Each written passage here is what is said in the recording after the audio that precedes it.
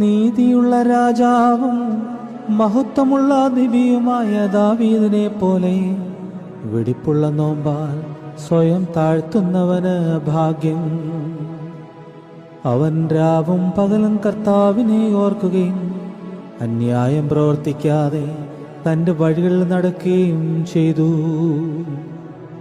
അവൻ ആകാശത്തിലേക്ക് വെടിപ്പോടെ കൈകൾ ഉയർത്തി രാവും പകലും സങ്കീർത്തനങ്ങളാൽ ധ്യാനിക്കുകയും രാജ്യം അവകാശിക്കുകയും ചെയ്തു.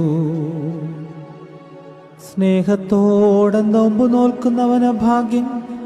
അവൻ അടിവില്ലാത്ത ജീവനിൽ ആത്മീയന്മാരോടുകൂടി ഇമ്പപ്പെടുന്നു.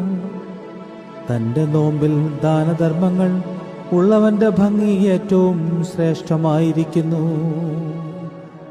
അവൻ ആത്മീകന്മാരെ പോലെയായി അവരോട് കൂടെ കലർത്തപ്പെടുന്നു.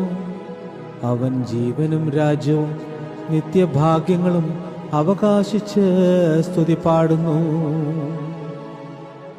എന്റെ പാപങ്ങളും തെറ്റുകളും നിമിത്തം നിന്നിൽ നിന്ന് ഞാൻ അകന്നു പോയിട്ട് പേരിനു മാത്രം നിനക്കുള്ളവനായി ഭവിച്ചിരിക്കുന്നത് കൊണ്ട് ഞാൻ ദുഃഖിക്കുന്നു. അനുതപിപ്പാൻ എനിക്ക് ആഗ്രഹമുണ്ട്.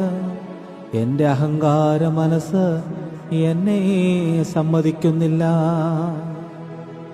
ഞാൻ മറ്റുള്ളവരെ പഠിപ്പിക്കുന്നു, തന്നെത്താൻ പഠിക്കുന്നുമില്ല.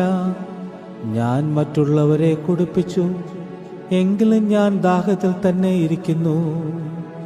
ചവളത്താൽ കൊത്തി തുറക്കപ്പെട്ട നിന്റെ ഉറവയിൽ നിന്ന് എൻ്റെ ദാഹം തീർക്കണമേ.